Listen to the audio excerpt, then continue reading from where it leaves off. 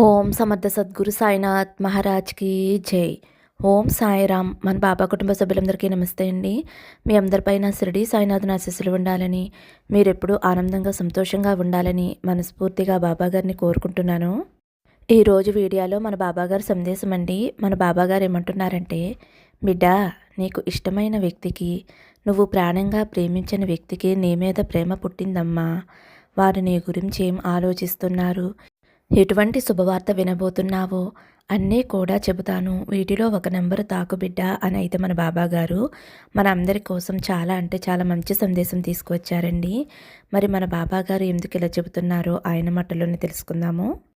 అలాగే ఫ్రెండ్స్, మీరు ఇప్పటి వరకు ఎక్కడెక్కడో జ్యోతిష్యం చెప్పించుకుని ఎటువంటి ఫలితం లేక ఇబ్బంది పడి ఉంటే గనక ఒక్కసారి ఈ గురువుగారిని కాంటాక్ట్ అవ్వండి. ఎందుకంటే ఈ గురువుగారు అంజన వేసి ఎటువంటి సమస్య ఉన్నా సరే ఫోన్ ద్వారా 24 గంటల పరిష్కారం చూపిస్తారండి. శ్రీ షిరిడి సాయిబాబా ఆశీస్సులతోటి గురూజీ సిద్ధాంతి సుబ్రహ్మణ్యం రాజు గారు జ్యోతిష్యం చెప్తారు. ఫోన్ నెంబర్ వచ్చేసి 9908224144. మీ సమస్య ఏదైనా కావచ్చు. భార్యాభర్తల మధ్య సమస్యలు, ప్రేమ సమస్యలు, సంతాన సమస్యలు, విద్య, ఉద్యోగం, వ్యాపారం, ఇలా ఎటువంటి సమస్యలు ఉన్నా సరే గురువుగారు మంచి పరిష్కారం చూపిస్తారండి.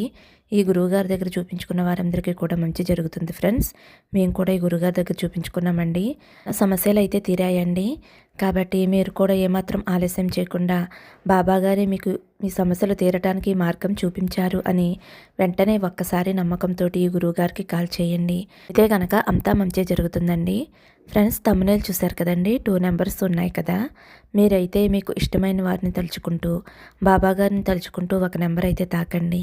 ముందుగా అయితే ఫస్ట్ నెంబర్ తాకిన వారి గురించి అయితే మన బాబాగారు ఈ విధంగా చెబుతున్నారండి. బిడ్డ, నీ మనసులో ఉన్న వ్యక్తి ఇప్పుడు చాలా అంటే చాలా బాధలో ఉన్నారమ్మా. ఎందుకంటే నువ్వు చూపించిన ప్రేమని ఆ వ్యక్తి గుర్తించలేదు. ఎందుకంటే నువ్వు ఆ వ్యక్తిని చాలా మనస్ఫూర్తిగా ఇష్టపడ్డావు. కానీ ఆ వ్యక్తి అయితే నీ ప్రేమని చాలా చులకనగా, చాలా లోకువగా తీసుకున్నాడమ్మా. నిన్ను చిన్న చూపు చూడటం మొదలుపెట్టాడు. నీకన్నా మంచి ప్రేమ దొరుకుతుంది అని, నీకన్నా గొప్ప ప్రేమ దొరుకుతుంది అని ఆ వ్యక్తి అయితే నీ నుంచి దూరంగా వెళ్ళిపోయారు. తన చుట్టూ కొన్ని ఆప్షన్స్ ఉండటం వలన నీ ప్రేమని కాదు అని వెళ్ళిపోయారు. నిన్ను ఏమాత్రమో కూడా కొంచెం కూడా అర్థం చేసుకోకుండా ఆ వ్యక్తి నీ నుండి అయితే వెళ్ళిపోయారమ్మా. అయితే ఆ వ్యక్తి చాలా అంటే చాలా బాధలో ఉన్నారు. ఏ కారణం చేతైతే నీ నుండి వెళ్ళిపోయారో ఆ కారణం అయితే ఇప్పుడు ఆ వ్యక్తికి ముఖ్యం కాదు. ఎందుకంటే నువ్వు చూపించిన ప్రేమ మరి ఎవరి దగ్గర కూడా దొరకలేదు.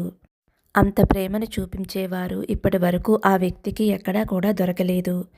ఇప్పుడైతే నీ ప్రేమ విలువ తెలుసుకున్నారు. తను తప్పు తాను తెలుసుకుని నువ్వే కావాలి అనే ఆలోచనతో ఉన్నారు. ఆ వ్యక్తి అయితే చాలా కారణాల వల్ల కొన్ని ఇబ్బందులైతే ఎదుర్కొన్నారు. ఇప్పటి వరకు ఆ వ్యక్తి ఎదుర్కొన్న చెడు కర్మ ఏదైతే ఉందో అదంతా కూడా పూర్తయిపోయి మళ్ళీ నా పర్సనల్ లైఫ్లోకి వెళ్ళాలి, మళ్ళీ మిమ్మల్ని కలవాలి అని అయితే వారు కోరుకుంటున్నారమ్మా. వారు దేని గురించి అయితే వెళ్ళిపోయారు, దానివల్ల వారికి ఏమాత్రం సంతోషం లేదు. ప్రతి క్షణమో కూడా నువ్వు చూపించిన ప్రేమే వారికి గుర్తుకు వస్తుందమ్మా. అలాగే ఎక్కువగా నిన్ను గుర్తు చేసుకుంటున్నారు. ఎంత ఫాస్ట్గా వీలైతే అంత ఫాస్ట్గా నీ లైఫ్లోకి రావాలి అనుకుంటున్నారు. ఇప్పుడు వారి ఆలోచనలు, ఫీలింగ్స్ ఎలా ఉన్నాయి అంటే వెంటనే నీ వద్దకు రావాలి, తన ప్రేమను నీకు పంచాలి అని ఇలా ఎన్నో రకాల ఆలోచనలు చేస్తున్నారు. ఇప్పుడున్న పరిస్థితుల్లో అయితే వారు ఏమాత్రమూ ఆనందంగా సంతోషంగా లేరమ్మా. వారు ఏదో ఆప్షన్ అయితే చూసుకుని వెళ్ళిపోయారు. ఆ ఆప్షన్ ఏదైనా కావచ్చు. థర్డ్ పార్టీ సిచ్యుయేషన్ కావచ్చు, లేదా వారి ఫ్యామిలీ గురించి కావచ్చు, లేదా వారి కెరియర్ గురించి కావచ్చు, లేదా మనీ పరంగా కావచ్చు. ఇలా ఏదైనా సరే ఇప్పుడు ఆ వ్యక్తి అయితే చాలా అంటే చాలా ప్రాబ్లమ్స్ని ఎదుర్కొని వారు చాలా బాధలో ఉన్నారమ్మా. నీ గురించి ఆలోచిస్తూ చాలా అంటే చాలా పెద్ద తప్పు చేశాను, నా మీద ఎంతో స్వచ్ఛమైన ప్రేమ చూపించే నా పర్సన్ని వదిలేసి వచ్చాను, మోసం చేసి వచ్చాను. ఇప్పుడు నా పర్సన్ నా గురించి ఆలోచిస్తున్నారో లేదో అని ఇలా మనసులో అనుకుంటూ నీ గురించే ఆలోచిస్తున్నారమ్మా. ఖచ్చితంగా నీ గురించే ఆలోచిస్తున్నారు. వారి ప్రేమను నీకు పంచాలి, ఇవ్వాలి అనుకుంటున్నారు. వారి తప్పేమిటో తెలుసుకుని నిన్ను వెతుక్కుంటూ రాబోతున్నారమ్మా. వారు నీ దగ్గరికి వచ్చినప్పుడు క్షమించమ్మా. వారిని ప్రేమతోటి నీ జీవితంలోకి ఆహ్వానించు. ఎందుకంటే వారు దూరమయ్యారు అని ఎన్నాళ్లుగా నువ్వు ఎంతో బాధపడ్డావు కదమ్మా. నీ కళ్ళల్లో వచ్చే కన్నీరు నేను కూడా చూశానమ్మా. అందుకే నీకు మరీ మరీ హెచ్చరించి చెబుతున్నాను. వారు నీ దగ్గరికి వచ్చినప్పుడు వారిని అర్థం చేసుకుని, నీకోసమే వచ్చిన బంధాన్ని దగ్గరికి తీసుకో. వారిని నీ జీవితంలోకి ఆహ్వానించు. వారు నీ జీవితంలోకి అడుగు పెట్టగానే నువ్వు ఊహించిన సంతోషాన్ని, ఆనందాన్ని, శుభవార్తని పొందుతావు తల్లి. నీ సాయి తండ్రి చెప్పేది నిజం తల్లి. నువ్వు కోరుకున్న వ్యక్తితోనే నీ జీవితం ముడిపడబోతుంది. నీ జీవితం చాలా అంటే చాలా సంతోషంగా ఉంటుందమ్మా. కాబట్టి తల్లి, వారు నిన్ను అపార్థం చేసుకుని వెళ్ళిపోయినా, వారు మళ్ళీ నువ్వేమిటో, నీ ప్రేమేమిటో పూర్తిగా అర్థం చేసుకుని, నిన్నే వెతుక్కుంటూ నువ్వే కావాలి అని నీ వద్దకు వస్తున్నారు కాబట్టి, ప్రేమతోటి వారిని నీ జీవితంలోకి ఆహ్వానించు. ఆ వ్యక్తి రాకతో నీ జీవితమే మారిపోతుంది. సంతోషంగా మారబోతుంది. ఇన్నాళ్ళు నువ్వు ఒంటరిగా పడిన బాధలు చాలమ్మా. ఇక నుంచైనా నువ్వు కోరుకున్న వ్యక్తితోటి ఆనందంగా గడుపు.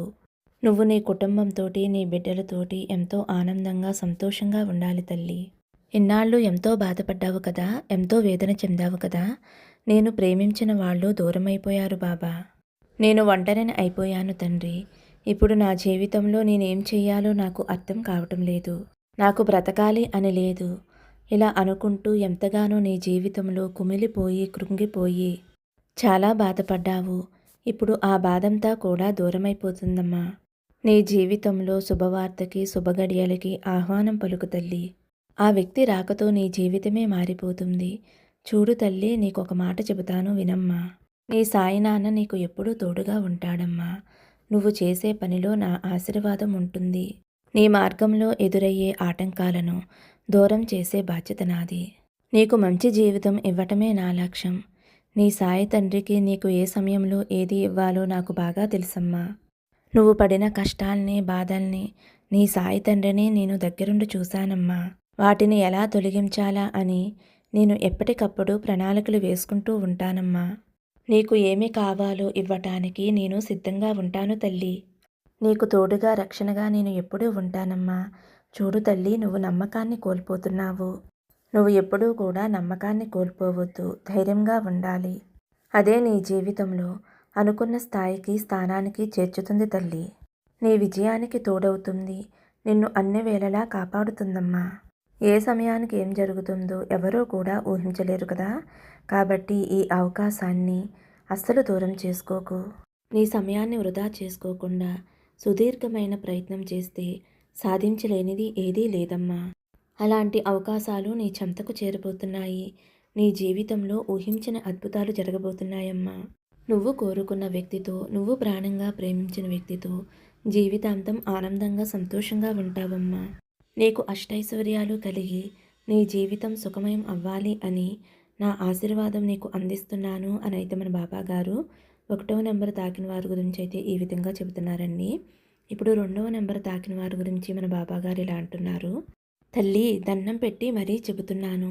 నీ ఇంట్లో అద్భుతాన్ని జరిపిస్తానమ్మా. నీ బాబా తండ్రి చెప్పే మాటలు వినమ్మా. నీకు ఆశ్చర్యం కలిగించే మాటలు ఇవి. నీ కష్టాలకు ఆఖరి రోజు అని చెబుతున్నాను కదా. నీ తండ్రి చెప్పే మాటలు వినమ్మా. చూడు తల్లి, నేను చెప్పే ఈ విషయాలకి ఎంతో ప్రాధాన్యత ఉంది. మనసు పెట్టి విను, నిర్లక్ష్యం చేయకు. నీ కష్టానికి ముగింపు వచ్చేసింది. నీకు పూర్తిగా అర్థం కాలేదు కదా. ఏదీ జరగలేదు కదా తండ్రి అనుకుంటున్నావు కదా. నా కష్టాలు ఎలా ముగుస్తాయి బాబా అని అడుగుతున్నావు కదమ్మా. నీకైన జీవితం నీకు అందుతుంది. అందమైన జీవితం, ఆనందమైన జీవితం, అనుకూలమైన సందర్భాలు అన్నీ కూడా నీకు జరగబోతున్నాయమ్మా. నీ కష్టాలన్నీ కూడా కడతేరే సమయం వచ్చేసింది తల్లి. సాధారణమైన కష్టాలు పడలేదు నువ్వు. ఎన్నో అవమానాలు పడ్డావు కదమ్మా. ఎన్నో బాధలు పడ్డావు. వీటన్నిటికీ కూడా ఒక ముగింపు వచ్చేసిందమ్మా. నేను చెప్పే ఈ సందేశాలు, మాటలు నీకు ఎంతో నమ్మకాన్ని, ధైర్యాన్ని ఇచ్చాయి. బాబా నాకు ఉన్నారు, నాకు తోడుగా ఉన్నారు అని నమ్మావు కాబట్టి, ఓపికతో ఉన్నావు కాబట్టి నీకు అదృష్టకాలం, ఆనందకాలం రాబోతుంది తల్లి. నేను చెప్పిన శ్రద్ధ, సబూరి అనే మాటలు అనుసరించావు కదమ్మా. నిన్ను చూస్తే నాకు చాలా ముచ్చటేస్తుంది తల్లి. నీ కోరికలు, నీ ప్రార్థనలు అన్నీ కూడా నేను నెరవేరుస్తాను. నువ్వు అనుకోని విధంగా, అనుకోని సందర్భంలో నువ్వు కోరింది తప్పకుండా నీ వద్దకు వచ్చి చేరుతుంది. నీలో ఒక గొప్ప విషయం ఉంది తల్లి. అదేమిటి అంటే సమస్య వచ్చినప్పుడు తపన పడిపోయి, ఆందోళన పడిపోయి, ఆపదలో పడకుండా మెల్లిగా అడుగులు వేస్తూ ఆ సమస్యను తీర్చుకోవాలి అని ఆలోచిస్తావు కదమ్మా! ఆ సమస్యకి పరిష్కారం వెతుక్కుంటూ ఉంటావు. ఏం జరిగినా సరే మంచైనా, చెడైనా అది నా మంచికే, నా బాబాకి అంతా తెలుసు అనుకుంటావు. ఏది చేసినా నా బాబా నా మంచి కోసమే చేస్తారు అని అనుకుంటావు. నీ భారమంతా కూడా నా మీదే పెట్టావు. ఇలా ఇది ఎంతో సంతోషకరమైన విషయం తల్లి. నువ్వు నాకు ప్రియమైన బిడ్డవి. నీ కోరిక ఏదైనా సరే తప్పకుండా నీ సాయి తండ్రిని నేను నెరవేరుస్తానమ్మా. నమ్మకం ఎక్కడ ఉందో నీ సాయి తండ్రిని అక్కడ ఉంటాను. నీకొక మాట చెప్పాలి తల్లి. ఎప్పుడూ కూడా కోపం, అసూయ వీటిని దూరంగా విసిరేసేయి. వాటికి నువ్వు దూరంగా ఉండు తల్లి. అప్పుడు నీకు ఆనందం చేరువవుతుందమ్మా. ఇతరులు నిన్ను చూసి అసూయపడేలా ఉండాలి. ఎప్పుడూ కూడా ఎదుటివారు బాగుండాలి, వారు సంతోషంగా ఉండాలి అని అనుకుంటూ ఉంటావు కదమ్మా. నీ వంతు సహాయం చేస్తూ ఉంటావు కదమ్మా. ఇది నీలో నీ సాయి తండ్రికి నచ్చే విషయం. అలాగే ఎట్టి పరిస్థితుల్లో కోపాన్ని దరిచేరనివ్వకమ్మా. నీ కోపం వల్ల అందరూ నీకు దూరం అవుతారు. నీ కోపమే నీకు శత్రువు అవుతుంది కాబట్టి కోపాన్ని అదుపులో ఉంచుకోమ్మా. కోపాన్ని ఎవరైతే అదుపులో ఉంచుకుంటారో వారే నిజమైన మనిషి. కోపం వచ్చిన సమయంలో ఓం సాయిరాం, ఓం సాయిరాం అని అనుకునే నా బిడ్డకి ఫలితం ఇవ్వకుండా ఎలా ఉంటానమ్మా. ఇన్ని రోజులకి నువ్వు ఆశపడింది నీకు చేరువవ్వబోతుందమ్మా. అంతేకాకుండా నీ బాబాని నీకు తోడుగా ఉంటాను కదమ్మా. నీ కష్టాలన్నీ నడిపించేలా ఆశ్చర్యాన్ని, అద్భుతాలను నేను కల్పిస్తాను. నీ కలలన్నీ నిజమయ్యేలా ఆనందాన్ని, సంతోషాన్ని నీకు అందజేస్తాను.